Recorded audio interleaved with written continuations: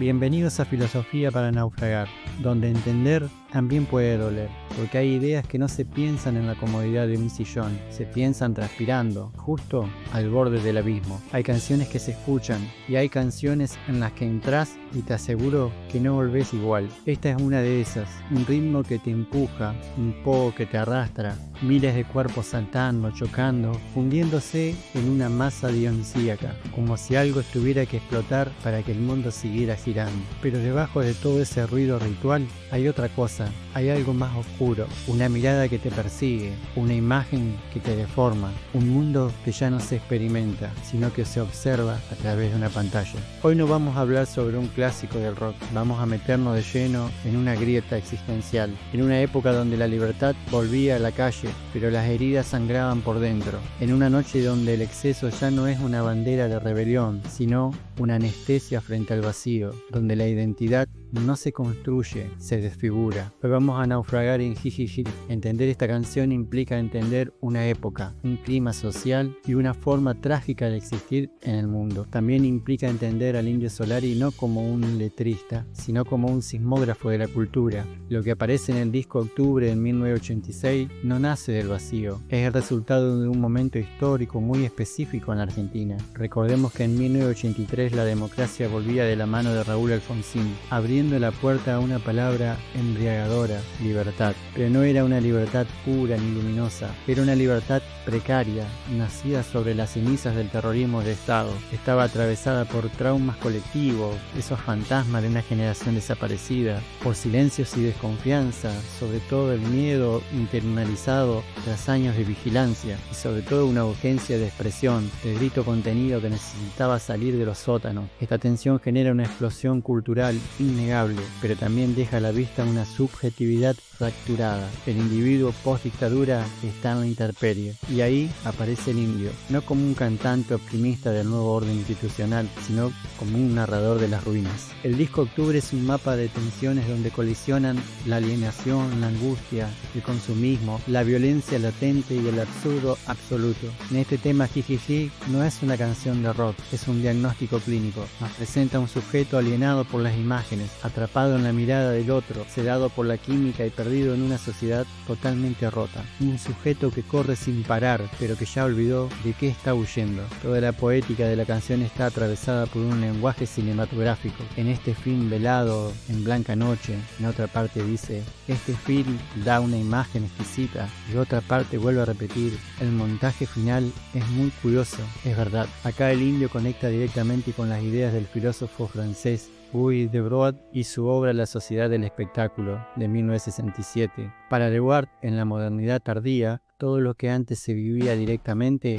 ahora se ha alejado en una representación. La vida ya no nos pertenece, se ha vuelto un espectáculo. El sujeto contemporáneo se edita, se observa desde afuera, se consume a sí mismo, se convierte en un espectador de su propia tragedia. El fin está velado, la realidad es inaccesible, incomprensible, borrosa. En ese montaje final de nuestra vida, el director no somos nosotros, son las lógicas del consumo, el poder y la alienación.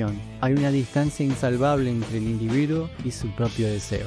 Continúa diciendo, no mires por favor, no prendas la luz, la imagen te desfiguró. Para entender el terror de este verso tenemos que sentarnos en un café, sobre todo si es en París, con Jean-Paul Sartre. En El ser y la nada, Sartre explica que cuando estamos solos somos pura libertad, pura conciencia sin forma, el parasí. El mundo gira y cobra sentido a través de nosotros, pero de repente aparece el otro y todo colapsa. Imagínate por un instante que estás mirando por el ojo de una cerradura. Sos un sujeto observando el mundo. De pronto escuchás pasos a tus espaldas. Alguien te está viendo. En ese microsegundo dejás de ser el centro del universo y te convertís en un objeto en el mundo de otro. Esa es la mirada. La mirada ajena te cosifica, te roba la libertad y te clava una etiqueta en la frente. Por eso el indio ruega, no prendas la luz. La oscuridad es el último refugio de la libertad indeterminada. La luz que expone la imagen te condena a ser lo que el otro ve de vos. Ser visto es ser reducido. La imagen te desfigura por completo, aplasta tu complejidad existencial y te convierte en una cosa consumible. El verdadero terror no es la represión policial o la oscuridad de la noche, es quedar atrapado para siempre en la cárcel de una imagen. Ibas corriendo a la deriva, los ojos ciegos bien abiertos. Si Sartre nos explica la mirada, el filósofo danés Kierkegaard nos explica otra forma de correr. Kierkegaard diferencia el miedo, que siempre tiene un objeto claro. Le tengo miedo a un león, a perder el trabajo. Lo diferencia de lo que es la angustia. La angustia no tiene objeto, es el vértigo frente a la inmensidad de nuestras propias posibilidades. Es el peso aplastante de la libertad cuando no hay garantías. Correr a la deriva con los ojos ciegos bien abiertos es la definición exacta del hombre moderno angustiado. Hay movimiento, hay aceleración externa, vemos todo el hiperconsumo y los hiperestímulos de la ciudad, ojos bien abiertos, pero no entendemos absolutamente nada. Estamos ciegos. Es percepción pura desprovista de sentido. Hay conciencia, pero no hay dirección. Y la siguiente frase nos pone en escena en otro contexto. El peor camino a la cueva del perico. En los años 60 y 70 la experimentación química, el LSD, las drogas psicodélicas, se pensaban como una herramienta para abrir las puertas de la percepción y sobre todo liberar la mente. En los años 80 del indio, la droga, la cocaína conocida como el perico, cambia de función, no es liberación, es anestesia.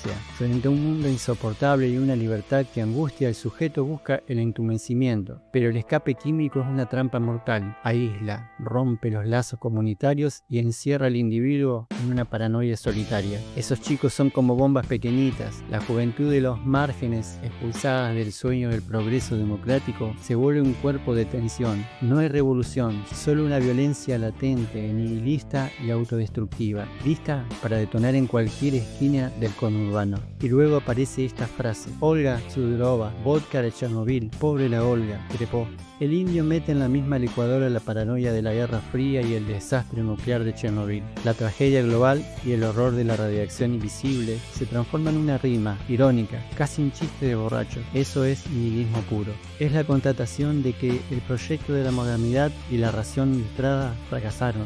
Mientras los discursos oficiales hablaban de reconstrucción y futuro, el underground se reía a carcajadas de la inminente llegada del apocalipsis. Esta canción, y sobre todo el estribillo, es la risa maníaca del que baila en la cubierta del Titanic. La democracia de los 80 no pudo resolver las fracturas estructurales. La inflación mutó en hiperinflación. La pobreza se instaló y el futuro se volvió totalmente frágil. Los personajes que habitan en este disco y en el universo de Los Redondos son las parias de la posmodernidad. Outsider, nocturnos, desencantados, psicópatas, perdedores hermosos, no encajan en el modelo productivo. Y esa falta de encaje es la que resuena en miles de pibes que armaron con la banda una nueva comunidad de sentido. Mucho antes de las redes sociales, los likes, la cultura de la cancelación y el imperativo de la exposición constante, el Indio Solari ya había diagnosticado el problema central de nuestra era: la tragedia de ser visto, la tiranía de la imagen, la cosificación del alma. El Indio Solari no es solo un ícono del rock, es el traductor del malestar cultural, es el narrador épico de todo lo marginal.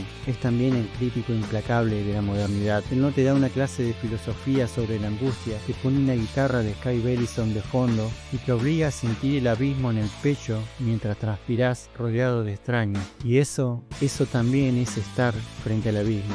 Esto fue Filosofía para Naufragar. Si te gustó el contenido, te pido que te suscribas. No te cuesta nada y a mí me ayudas un montón. Desde ya, muchas gracias.